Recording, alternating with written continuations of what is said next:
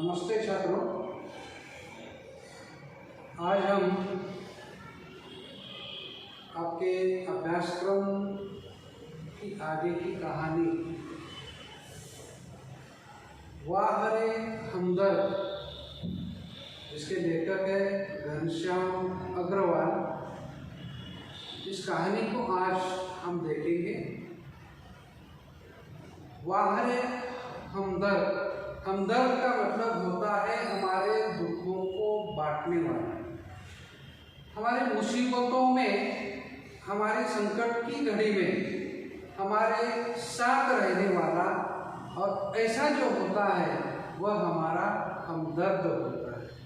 दर्द को बांटने वाला, उसमें शामिल होने वाला। तो एक व्यंग्यात्मक कहानी है। घनश्याम अग्रवाल मूलतः महाराष्ट्र के मराठी भाषी लेखक हैं। वे महाराष्ट्र अकोला के रहवासी हैं, लेकिन इसके बाद भी वे हिंदी साहित्य के व्यंग्यात्मक ढंग से एक बहुत उच्च कोटि के साहित्यकार हैं। तो इनका जन्म 1942 में स्वतंत्रता से पहले अकोला महाराष्ट्र में हुआ था। घनश्याम अग्रवाल जी की रुचि, मतलब उनकी पसंद, अध्ययन काल से ही लेखन में विकसित हुई। जब वे पढ़ाई कर रहे थे, विद्यार्थी अवस्था में थे, उस समय से ही उनकी जो पसंद है वह अध्ययन काल से ही लेखन में, अलग अलग तरह से लिखने में उनको बहुत अधिक रुचि थी। अपने आसपास की प्रत्येक स्थिति या घटना में हास्य ढूंढकर उसे धारदार व्यंग्य में डालना आपके लेखन की विशेषता होती है।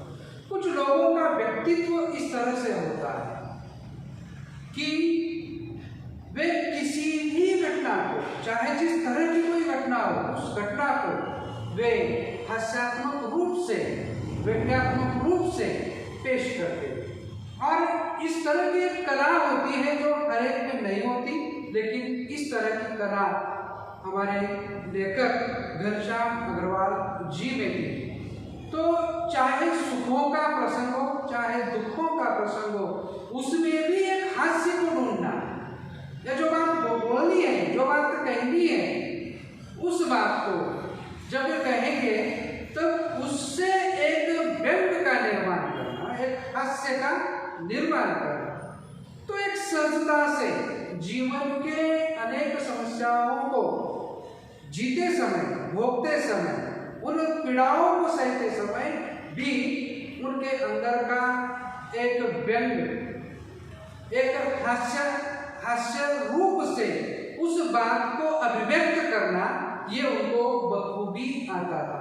और ऐसे साहित्यकार जिनकी रचनाएं ऐसे बहुत कम है, क्योंकि दुखों को अभिव्यक्त करना बहुत आसान होता है, लेकिन दुखों को अभिव्यक्त करते समय उसमें हास्य का निर्माण करना ये बहुत मुश्किल बात होती है। और इसी तरह से अनेक ऐसे कलाकार हैं जो अपने जीवन के दुखों को भी लोगों के लिए वे हास्य निर्माण करते हैं। और उसमें से साहित्य के क्षेत्र में घनश्याम जी अग्रवाल का नाम अग्रसर है, बहुत ऊंचे स्थान पर है। आप अखिल भारतीय मंचों पर हास्य व्यंग्य कवि के रूप में लोकप्रिय है।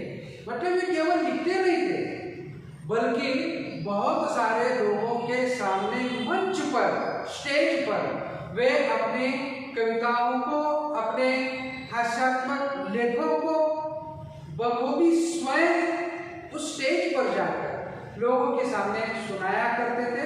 और एक तरह से इनमें उनको एक महारत हासिल थी।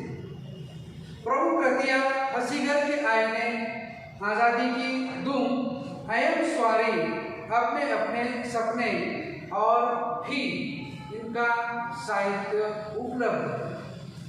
अब इस गद्य संबंधी प्रस्तुत हास्य व्यंग्य निबंध में लेखक ने दुर्घटना के माध्यम से विनोद को बड़े ही रोचक ढंग से अभिव्यक्त किया है।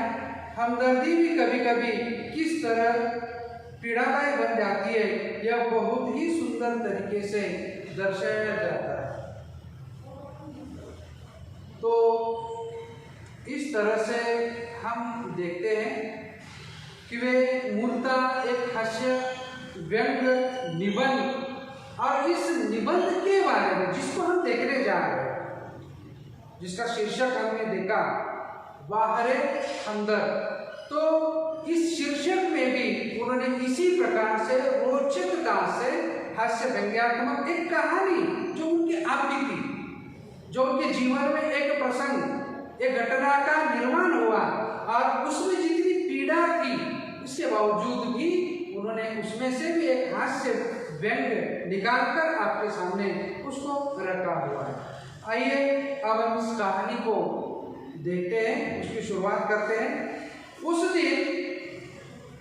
दिन जब मैं पूंजीवादी और समाजवादी अर्थव्यवस्था पर भाषण सुनकर आ रहा था, तो सामने से एक कार आ रही।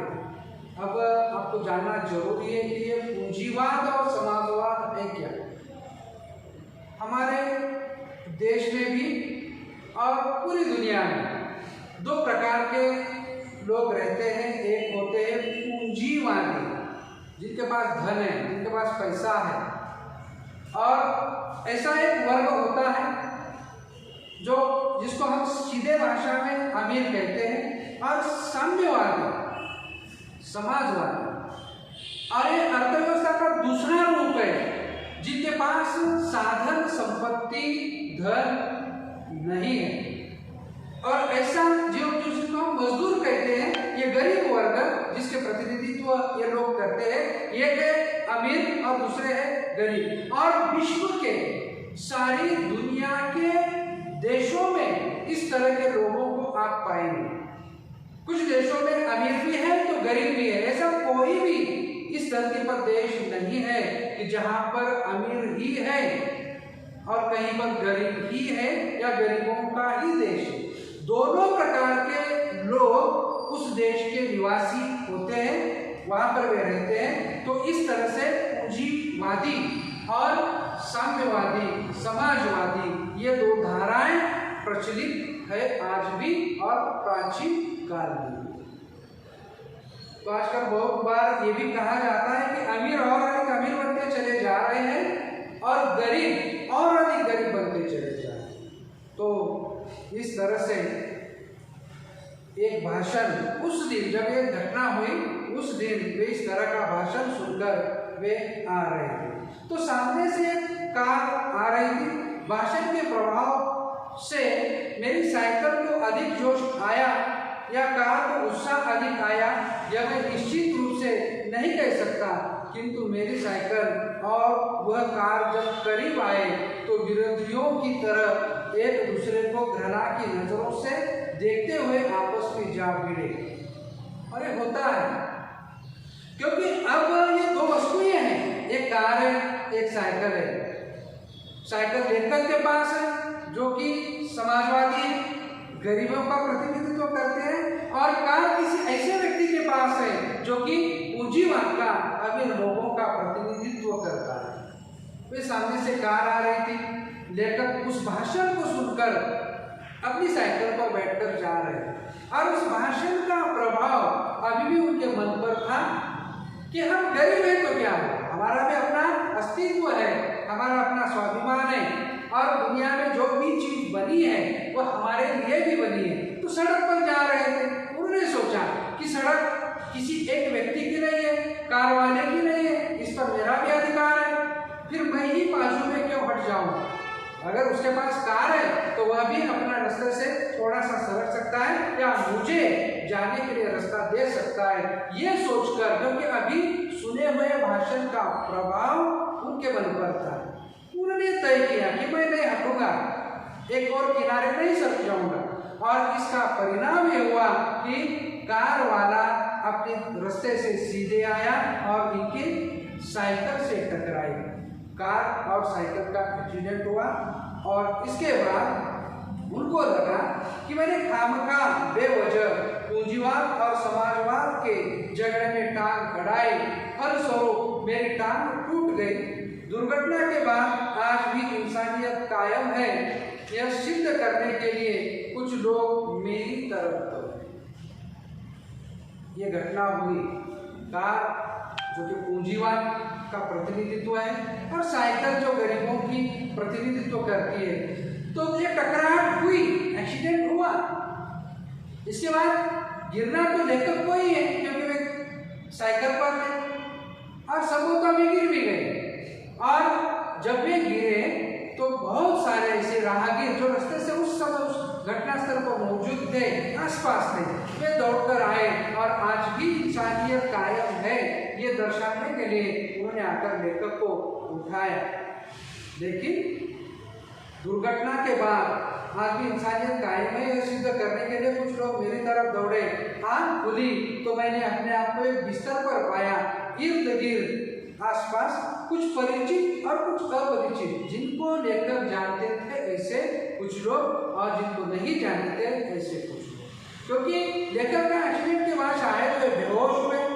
कुछ लोगों ने उनको उठाकर अस्पताल पहुंचाया और जब उनकी आँख खुली, बेहोशी निकल गई, तब उन्होंने अपने आप को इस बिस्तर में पाया। तो वहाँ उपस्थित जो लोग थे, कुछ लोगों को वे जानते थे जो उनके पहचान वाले थे और कुछ लोग ऐसे थे जो अपरिचित थे, जिनको वे बिल्कुल जानते नहीं थे। तो दोनों लोगों की ओर वे देख रहे थे। आँख खुलते ही उनके चेहरों पर उत्सुकता की लहर दौड़ गई। मैंने कराहते हुए पूछा, मैं कहाँ हूँ? क्योंकि ये इनके होश में आने का इंतजार कर ही रहे थे। और इस कारण से जैसी लेखक की आँख खुली, उन्होंने कुछ लोगों को देखा और उन्होंने पूछा कि मैं कहाँ हूँ? आप सार्वजनिक अस्पताल के प्राइवेट वार्ड में हैं, आपका एक्सीडेंट हो गया था, सिर्फ पैर का फ्रैक्चर हुआ है, अब घबराने की कोई बात नहीं। एक चेहरा इतनी तेजी से जवाब देता है, लगता है कि मेरे होश आने तक वो इसलिए रुका रहा। तो जवाब मिल गया। जब लेखक ने पूछा मैं कहाँ हूँ, तो लेखक को जवाब मिला कि आप सार्वजनिक अस्पताल के प्राइवेट वार्ड में। ये उनको मिला, क्योंकि जब एक्सीडेंट हुआ तो लेखक को बहुत अधिक चोटें आई, वे बेहोश भी हुए। तो कुछ लोगों ने उनको वहाँ से उठाया और सीधे अस्पताल में पहुँचाया।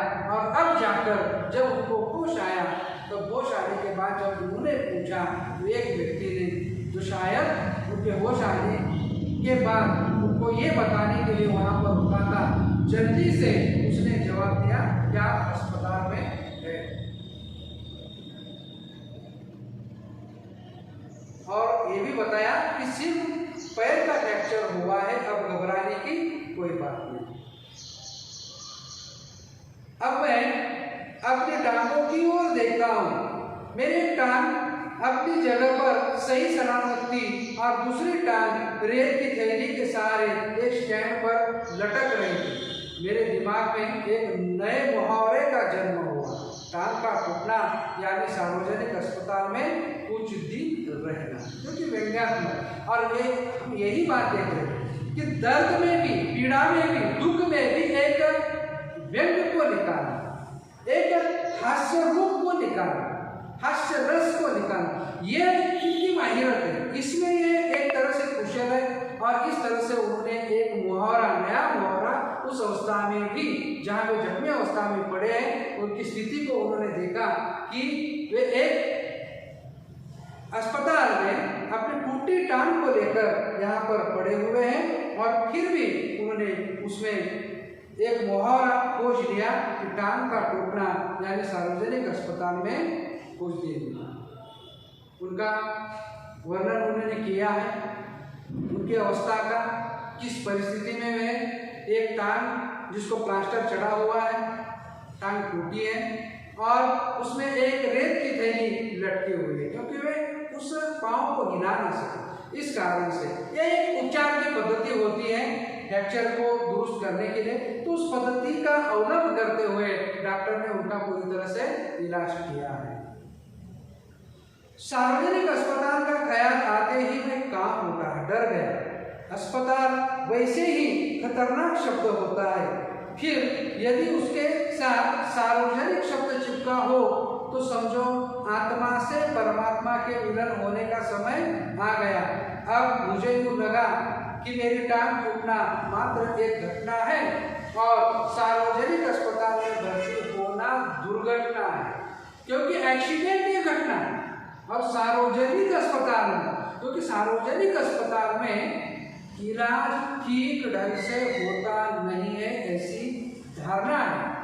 क्योंकि वहाँ बहुत सारे लोग आते हैं जहाँ इलाज जो होता है वो फ्री में होता है और इस वजह से वहाँ बहुत सारी भीड़ रहती है और वहाँ के डॉक्टर अच्छी तरह से अपने मरीजों को, पेशेंट को देखते नहीं है, ऐसी भावना है। हालांकि ऐसा ही होता है ये नहीं, लेकिन ऐसी एक धारणा है और इसलिए उन्होंने कहा एक व्यंग्यात्मक दृष्टिकोण से कि सार्वजनिक अस्पताल में भर्ती होने का मतलब है आत्मा का ईश्वर के साथ मतलब मिलने का बहुत ही टाइम जो है वह नजदीक आया हुआ है। तो इस तरह से उन्होंने जैसे ही उन्होंने महसूस किया कि मैं सार्वजनिक अस्पताल में हूँ तो वे कहते हैं मैं कांप गया, मुझे डर लगा। टांग से ज्यादा फिक्र मुझे उन लोगों की हुई जो हमदर्दी जताने मुझसे मिलने आएंगे। ये मिलने जुलने वाले कई बार इतने अधिक आते हैं और कभी-कभी इतना परेशान करते हैं कि मरीज का आराम हराम हो जाए।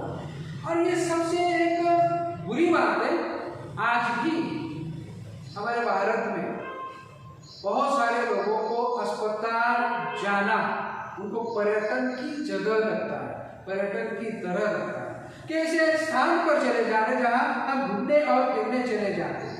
अस्पताल है, वहाँ के पेशेंट होते हैं, अलग अलग तरह के पेशेंट होते हैं, वहाँ अलग अलग तरह से इन्फेक्शन भी होता है क्योंकि वहाँ अस्पताल है तो अलग अलग बीमार लोग वहाँ पर रहते हैं। और वहाँ कुछ एक तरह से एक जागरूकता के साथ वहाँ जाना चाहिए, एक सही वक्त पर जाना चाहिए, सही वक्त निभाना चाहिए, वहाँ पर रहना चाहिए। इन सारी बातों का पालन करना अत्यावश्यक होता है, लेकिन इन बातों से बेखबर कुछ लोग ऐसे होते हैं जो कि पेशेंट को देखने जाते हैं, उनको सहानुभूति दिखाने के लिए, हमदर्दी दिखाने के लिए, लेकिन उसका परिणाम कुछ उल्टा होता है। उसको आराम की जरूरत होती है। किसी भी तरह के बीमार व्यक्ति को जो कि बीमार है, अस्पताल में भर्ती है, तो उसको जरूरत होती है कि वह आराम करे, क्योंकि वह जितना अधिक आराम करेगा उतना ही वह जल्द तंदुरुस्त हो जाएगा, ये निश्चित होता है। लेकिन उस पेशेंट को मिलने के लिए आने वाले लोगों की इतनी भरमार होती है और इसके बाद भी मैंने जिस तरह से कहा उन नियम होते हैं, उन नियमों का पालन किया नहीं जाता और यही कारण है।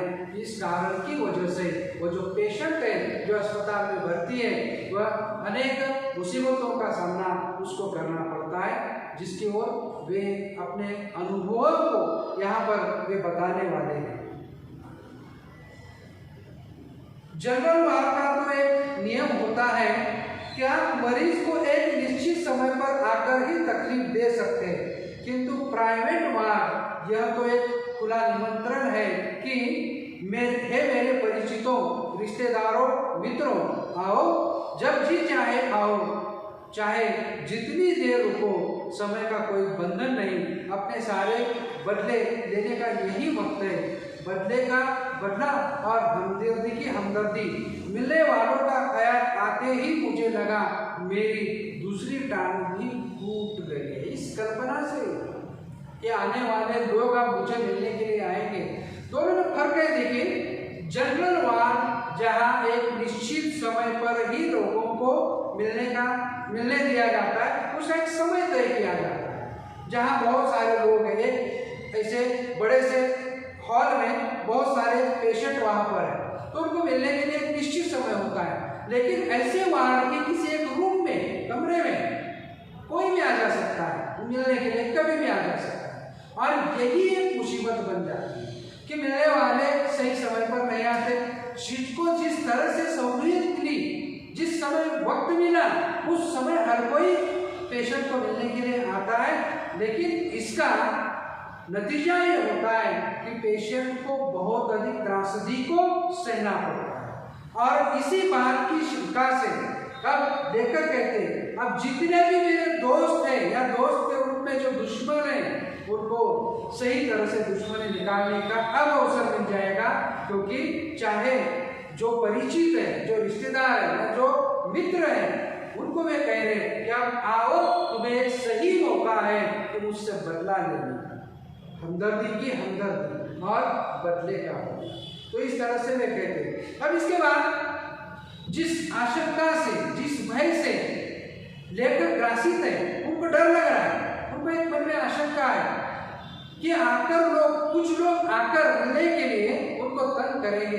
तो ऐसे कुछ लोग अब आते हैं और लेखक उनसे किस तरह से परेशान हो जाते हैं, इस बात का वर्णन उन्होंने आगे किया है, जिसको हम कर देते हैं। तो आज के लिए बस इतना सीमित है। आप घर में रहिए और सुरक्षित रहिए, ध्यान रखिए। Thank you.